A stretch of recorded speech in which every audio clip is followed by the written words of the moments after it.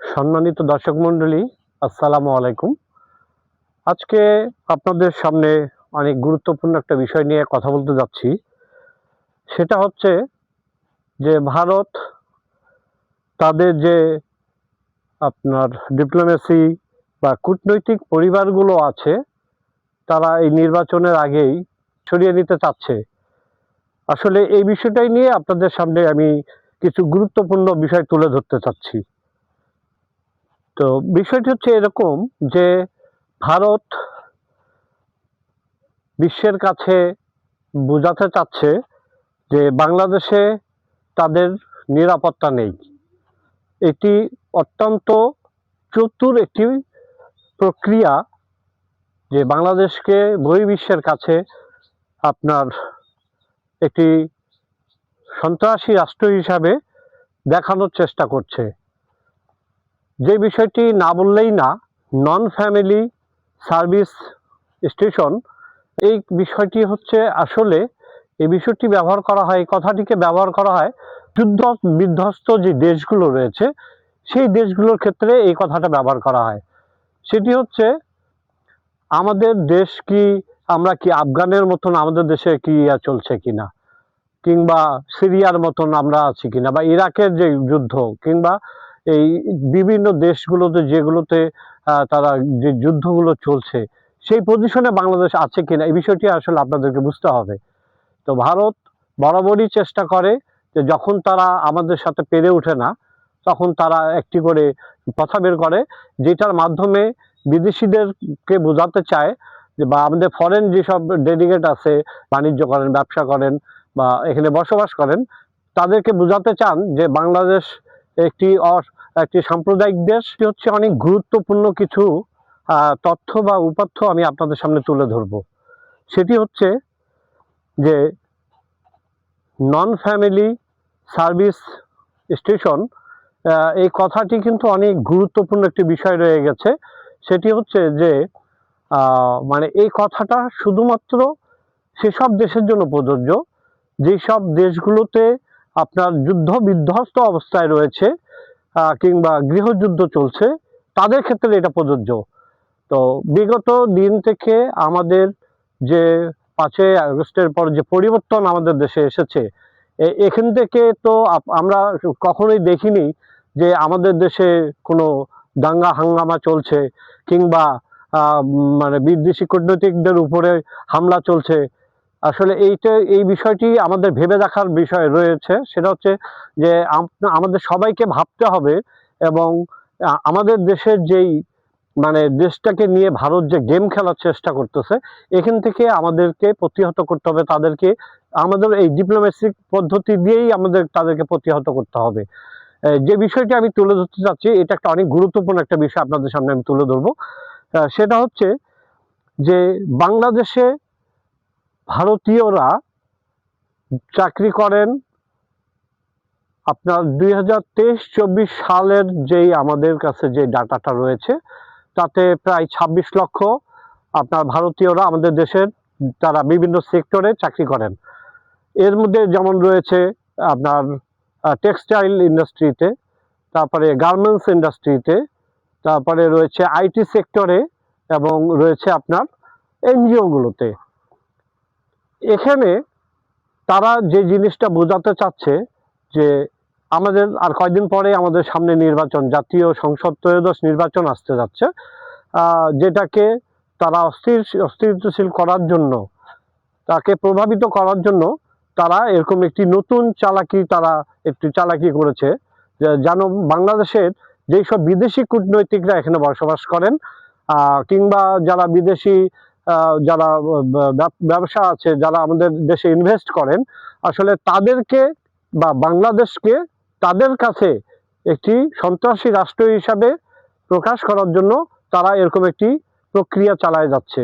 যেহেতু তারা বাংলাদেশের সাথে যুদ্ধে লিপ্ত হতে পারছে না, বাংলাদেশ আসলে আগের যে ভূমিকায় ছিল, তারা সেখানে থেকে তারা আমাদের দেশকে তারা ওইভাবে ইয়াটা করতে পারছে না।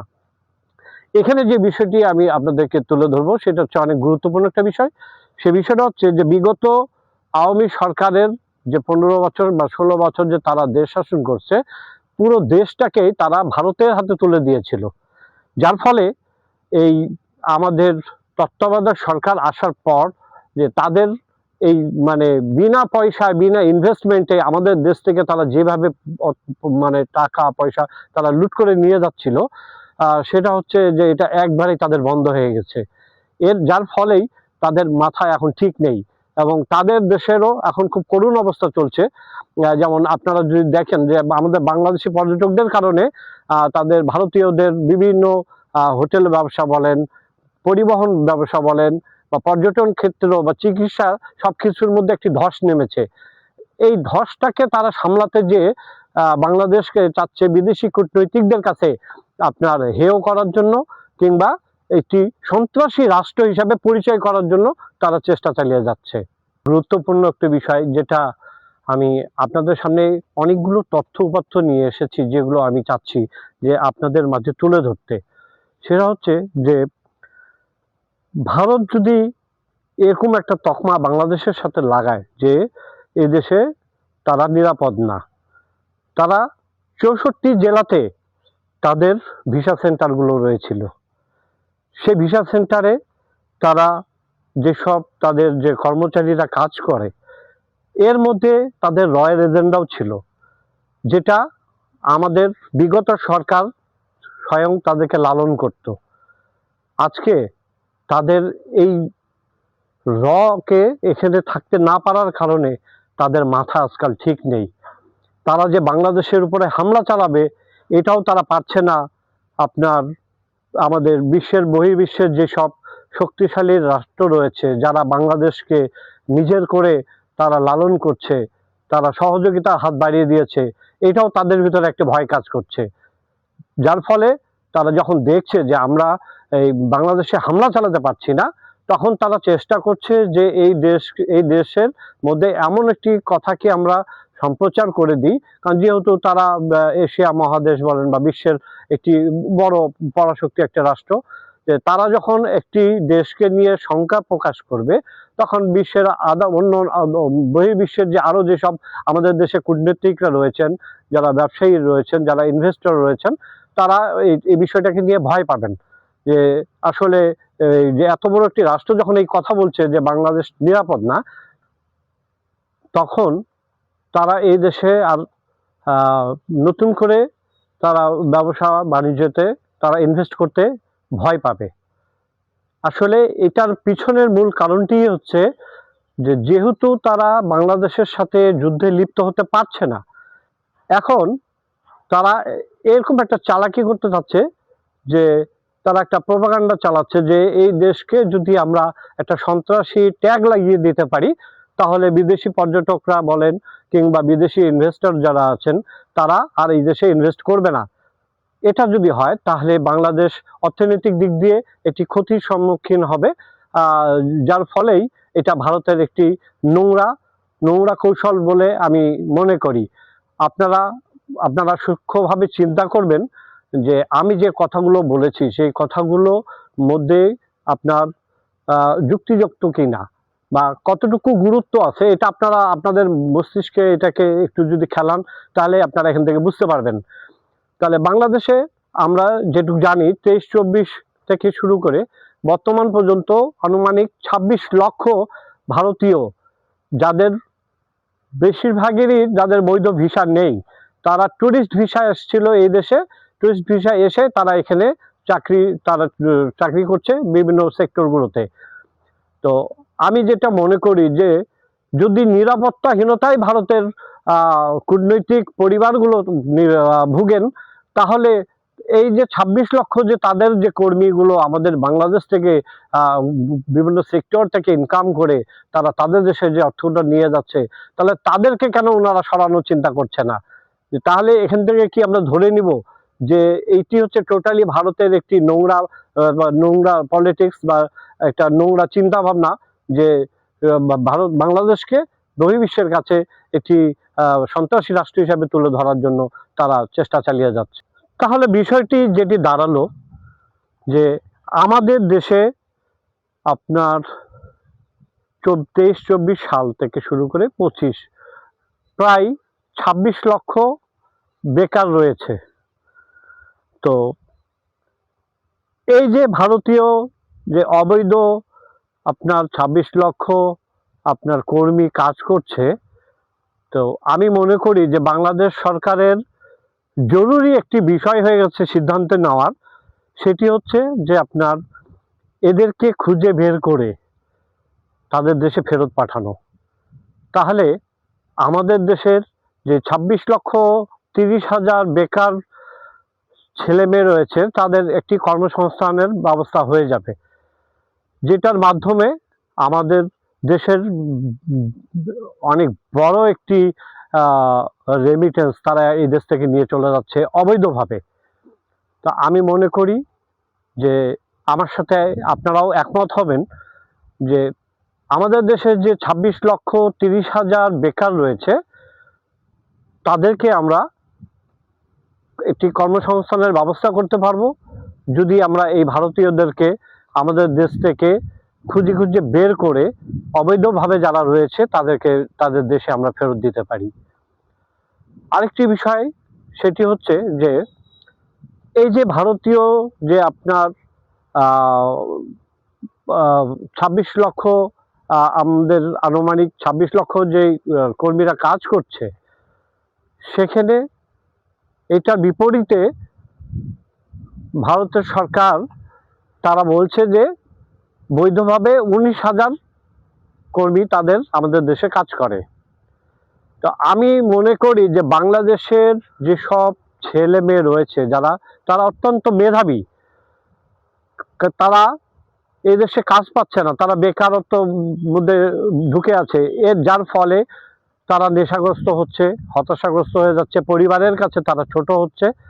তো আমরা চাই যে এই যে অবৈধ যে ভারতীয়রা আমাদের দেশে বসবাস করছে বা তারা চাকরি করছে, তাদেরকে সরকারের মানে অনেক গুরুত্বপূর্ণ একটা বিষয় হচ্ছে যে তাদেরকে খুঁজে খুঁজে বের করে তাদেরকে তাদের দেশে ফেরত দেওয়া অনেক জরুরি হয়ে পড়েছে। শেষ পর্যায়ে আমি চলে এসেছি, এখন আমি কিছু গুরুত্বপূর্ণ বিষয় তুলে ধরবো। যে আপনার বিগত স্বৈরাচার সরকার, ফ্যাসিস্ট আওয়ামী লীগ সরকার যখন এখান থেকে তারা পালিয়ে গেল, তখন ভারতের সরকার মনে করলো যে আমাদের এবার কর্তৃত্ব হারিয়ে ফেলছি। এর পরিপ্রেক্ষিতে তারা আমাদের বাংলাদেশের আরেকটি রাজনৈতিক সংগঠনকে তারা তাদের আয়ত্তে এনেছিল।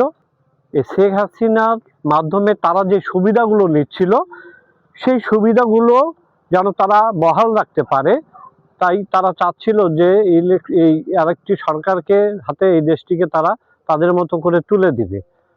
কিন্তু যখন ভারত সরকার বুঝতে পারলো যে আসলে বাংলাদেশের একটি এবার ব্যতিক্রমী একটি নতুন আরেকটি দল রাষ্ট্র ক্ষমতায় আসার সুযোগ আছে বা চলে আসছে, এদেশের একটি গণজোয়ার চলে এসছে, ঠিক সেই মুহূর্তে তারা মনে করলো যে বাংলাদেশ তাদের যেসব কর্মীরা রয়েছে, তাদের যে পরিবারের সদস্যরা রয়েছে, তাদেরকে এখান থেকে সরিয়ে নেওয়া জরুরি হয়ে গেছে। যেহেতু ৬৪ জেলায় তাদের যেসব ভিসা সেন্টারে তাদের কর্মীরা বা রয়্যাল এজেন্টরা কাজ করত, তারা বুঝতে পারছে যে তারা যদি থাকে আর আসন্ন ত্রয়োদশ নির্বাচনে তাদের যে মনোনীত যে সংগঠন যে দলটি ছিল তারা আসলে জিততে পারবে না।